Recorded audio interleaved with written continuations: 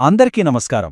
ఈరోజు మన ప్రయాణం సనాతన ధర్మంలో అత్యంత శక్తివంతమైన, పూజ్యనీయుడైన దైవం శివుడు గురించి. ఆయన రూపం, ఆయన చిహ్నాల వెనుకున్న అద్భుతమైన అర్థాలు, ఆయన దివ్య కుటుంబం, ఇంకా ఆయన పట్ల భక్తులు చూపించే ఆ అచంచలమైన భక్తి, వీటన్నింటినీ మనం కలిసి అన్వేషిద్దాం. పదండి, ఈ ఆధ్యాత్మిక లోకంలోకి అడుగుపెడదాం. శివుడు అంటేనే విరుద్ధమైన శక్తుల అద్భుతమైన సంగమం. ఆయన ఒకేసారి సృష్టికర్త, మరుక్షణమే లయకారుడు. ఒకవైపు ప్రశాంతంగా ధ్యానంలో లీనమైన మహాయోగి, మరోవైపు విశ్వగతినే మార్చేయగల ప్రచండ శక్తి. ఈ వైవిధ్యమే ఆయన ఇంత ప్రత్యేకంగా, ఇంత ఆకర్షణీయంగా నిలబెట్టింది. సరే, మన ఈ ప్రయాణంలో మొదటిగా శివుడి ప్రసిద్ధమైన రూపాన్ని, ఆ రూపంలో ఉన్న ఒక్కో చిహ్నం వెనుక దాగి ఉన్న లోటైన అర్థాలను తెలుసుకునే ప్రయత్నం చేద్దాం. ఇక్కడ చూడండి, శివుడు ఎంత ప్రశాంతంగా ధ్యానముద్రలో ఉన్నాడో, ఆయన చుట్టూ ఉన్న పర్వతాలు, ఆ ప్రకృతి, ఇవన్నీ ఆయనకు ప్రకృతితో ఉన్న విడదీయరాని బంధాన్నే మనకు చూపిస్తాయి. ఆయన ఆశీర్వదించే భంగిమ చూస్తుంటే భక్తులకొక అభయం దొరికినట్టే ఉంటుంది. ఇప్పుడు ఆయన విశ్వరూపాన్ని చూద్దాం. భూమి నుంచి ఆకాశం దాకా సకల దైవిక శక్తులకు ఆయనొక కేంద్ర బిందువులా ప్రకాశిస్తున్నాడు. ఆయన చేతిలో ఉన్న త్రిశూలం, మెడలోని సర్పాలు, కింద ఉన్న శివలింగం, ఇవన్నీ ఆయన అనంతమైన శక్తికి, ఈ విశ్వంపై ఆయనకున్న సంపూర్ణ అధికారానికి నిలువుటద్దంలా నిలుస్తాయి. శివుడిని అలంకరించే ఈ చిహ్నాలు కేవలం ఆభరణాలు కాదండి, ఒక్కొక్కదానికి ఓ గూఢమైన అర్థముంది. ఆయన నుదుటిపై ఉండే మూడో కన్ను అంటే త్రినేత్రం, అంతర్గత జ్ఞానానికి, అవసరమైతే ప్రళయానికి సంకేతం. త్రిశూలం సృష్టి, స్థితి, లయ అనే మూడు శక్తులపై ఆయన ఆధిపత్యాన్ని చాటుతుంది. మెడలోని సర్పం అహంకారంపై విజయాన్ని సూచిస్తే, తలపై ఉండే చంద్రబంక కాలచక్రంపై ఆయనకున్న నియంత్రణను స్పష్టం చేస్తుంది. వైరాగ్యానికి ప్రతీకైన శివుడు కేవలం ఏకాంతవాసి మాత్రమే కాదు, ఆయన ఒక ప్రేమమయమైన గృహస్థుడు కూడా.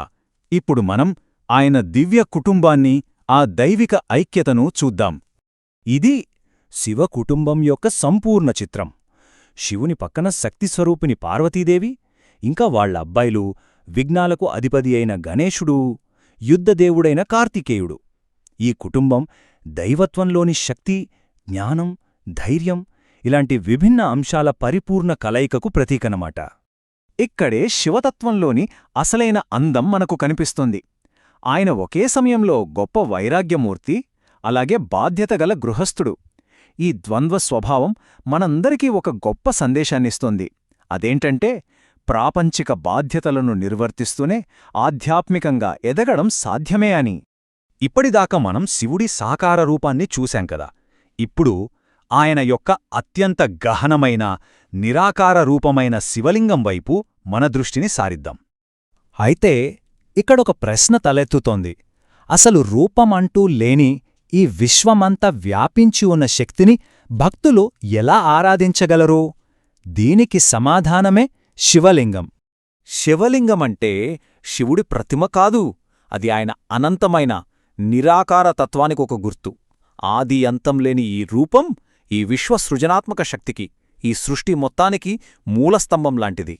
ఈ చిత్రంలో చూడండి, శివలింగాన్ని పువ్వులతో, పవిత్రమైన విభూతి రేఖలతో ఎంత అందంగా అలంకరించారో. దానినుంచి వెలువడుతున్న ప్రకాశవంతమైన కాంతి దాని చుట్టూ ఉన్న దైవిక శక్తిని మనకు తెలియజేస్తోంది. ఈ గంభీరమైన ఆలయంలో బంగారు వర్ణంలో ప్రకాశిస్తున్న లింగానికి బహుళతలల సర్పం రక్షణగా ఉంది. ఇది ఆ లింగం యొక్క పవిత్రతను, దానిలో దాగి ఉన్న అపారమైన శక్తిని మనకు చూపిస్తోంది. ఆలయ గర్భగుడిలో ఆ దీపాల దివ్య కాంతిలో వెలుగుతున్న శివలింగం భక్తుల ప్రార్థనలకు, వాళ్ళ అచంచల భక్తికి కేంద్రబిందువుగా నిలుస్తుంది. ఈ సార్వత్రిక చిహ్నం ద్వారానే భక్తులు తమ హృదయాలను ఆ పరమాత్మతో అనుసంధానించుకుంటారు. మరి శివలింగాన్ని ఆరాధించడంలో భక్తులు పాటించే పవిత్రమైన ఆచారాలు ఏంటి?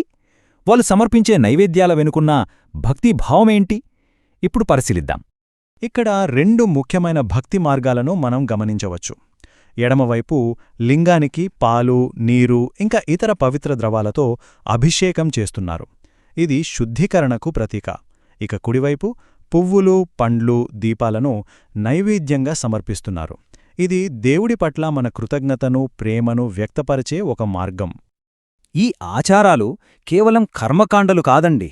ఇవి భక్తుడి భౌతిక ప్రపంచాన్ని ఆ దైవిక ప్రపంచంతో కలిపే పవిత్రమైన వంచనల లాంటివి. ఈ పనుల ద్వారానే భక్తులు తమ భక్తిని వ్యక్తపరుస్తారు. ఈ చిత్రం శివతత్వంలోని ఒక అత్యంత అద్భుతమైన విషయాన్ని మన ముందుంచుతుంది. సాకార రూపంలో ఉన్న ఆ పరమేశ్వరుడే తన నిరాకార రూపమైన లింగం ముందు ధ్యానం చేస్తున్నాడు.